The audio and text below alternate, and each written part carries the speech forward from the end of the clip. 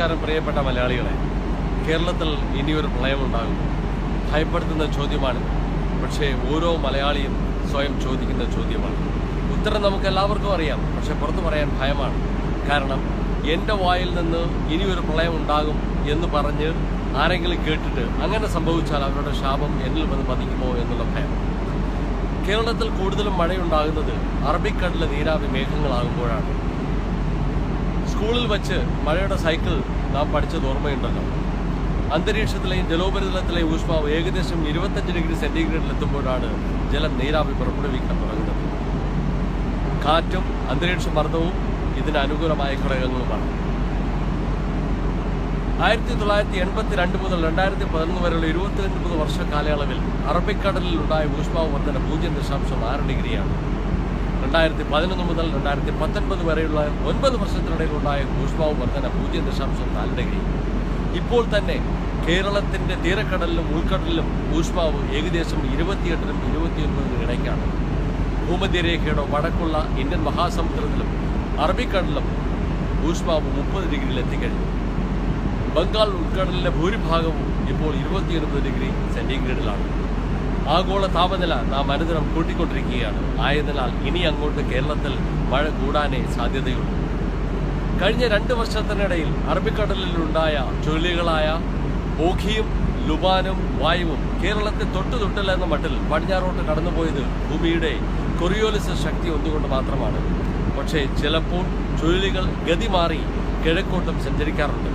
കൂടാതെ ബംഗാൾ ഉൾക്കടലിൽ ഉത്ഭവിക്കുന്ന ചുഴലികളൊന്നും തന്നെ പശ്ചിമഘട്ടം കടന്ന് കേരളത്തിലെത്തില്ല എന്നുള്ള ധാരണയും നാം മാറ്റേണ്ടിയിരിക്കുന്നു. 2000 കഴിഞ്ഞുള്ള പതിറ്റാണ്ടിലുണ്ടായ ചുഴലികളേക്കാൾ 3 മടങ്ങ് കൂടുതലാണ് 2010 കഴിഞ്ഞുള്ള ഈ പതിറ്റാണ്ടിൽ അറബിക്കടലിലും ബംഗാൾ ഉൾക്കടലിലും ഉണ്ടായിട്ടുള്ളത്. ഓരോ വർഷവും ചുഴലിയുടെ ശക്തി കൂടിക്കൂടി വരികയാണ്. ഞാൻ ഈ പറഞ്ഞതെല്ലാം ശാസ്ത്രീയമായ രേഖകൾ പരിശോധിച്ചതിന് ശേഷമാണ് നിങ്ങളുടെ മുന്നിൽ അവതരിപ്പിക്കുന്നത്. ആയതിനാൽ ഇനി അങ്ങോട്ട് പ്രളയവും പേമാരിയും കൊടുങ്കാറ്റും നൂറ്റാണ്ടിലോ പതിറ്റാണ്ടിലോ ഒരിക്കൽ മാത്രം ഉണ്ടാകുന്ന പ്രതിഭാസമാണെന്നുള്ള ധാരണ നാം മാറ്റിയേ മതിയാകും. ഇന്ത്യക്കാരുടെ ഒരു പ്രശ്നമുണ്ട്. അവരെന്തെങ്കിലും ശ്രമിക്കണമെന്നുണ്ടെങ്കിൽ ഒന്നുകിൽ IAS പറയണം, അല്ലെങ്കിൽ സെലിബ്രിറ്റീസ് പറയണം. ഞങ്ങൾക്ക് അതിവിദ്യാഭ്യാസമൊന്നുമില്ല, പക്ഷേ ഞങ്ങൾ ചെയ്യുന്ന ജോലി നന്നായി ചെയ്യുവാൻ ആവശ്യമായ നല്ല വിദ്യാഭ്യാസം ലോകത്തിലെ നല്ല സർവകലാശാലകളിൽ നിന്ന് നേടിയവരാണ് ഞങ്ങൾ. ആയതിനാൽ ദയവായി ശ്രമിക്കുക. മഴവെള്ളത്തെ ഭൂമിയിൽ ഇറങ്ങാൻ അനുവദിക്കുക. മഴവെള്ളത്തെ തടയുന്ന രീതിയിലുള്ള ഓടുപാകലും സിമന്റ് സ്ലാബുകളും നമ്മുടെ മുറ്റത്തിൽ നിന്ന് മാറ്റുക. ഇനി അങ്ങോട്ട് മണ്ണിൽ നിന്ന് ജലത്തിനെയും വെളിച്ചത്തെയും മറയ്ക്കുന്ന ഒരു വിദ്യയും നാം കാണിക്കരുത്. യാതൊരു കാരണവശാലും തോടുകളും പാടങ്ങളും നികത്തരുത്. പുഴകളുടെയും തോടുകളുടെയും ആഴവും വീതിയും കൂട്ടുക. അതുവഴി അവയ്ക്ക് കൂടുതൽ ജലം സംഭരിക്കുവാനും പെട്ടെന്ന് ജലത്തിന് കടലിലോട്ട് ഒഴുകി ചെന്ന് ചേരുവാനും സാധ്യമാകും. മതിൽ, കോട്ടമതിൽ എന്നിവ പാടില്ല. അതിന് പകരം ചെടികളും മരങ്ങളും ഉപയോഗിച്ചുള്ള വേലിക്കെട്ടുകളാകാം. ഭവന നിർമ്മാണ രംഗത്ത് കാതലായ മാറ്റം നാം വരുത്തിയേ മതിയാകും. പരന്ന വീടുകൾ പാടില്ല, ആവശ്യത്തിന് ഉയരങ്ങളിലേക്കാകാം. വലിയ വീട് നിർമ്മാണം വലിയ നികുതി ചുമത്തി നിരുത്സാഹപ്പെടുത്തുക.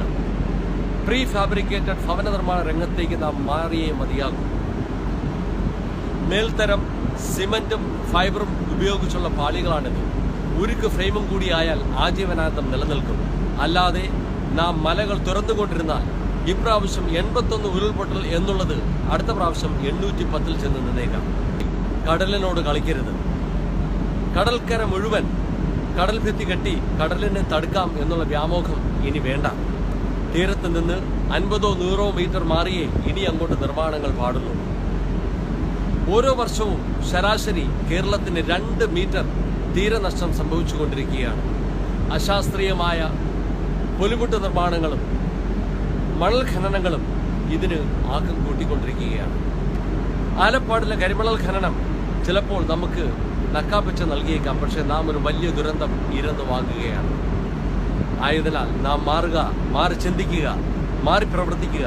ഇല്ലെങ്കിൽ പ്രകൃതി നമ്മെ കേരളത്തിൽ നിന്ന് മാറ്റും.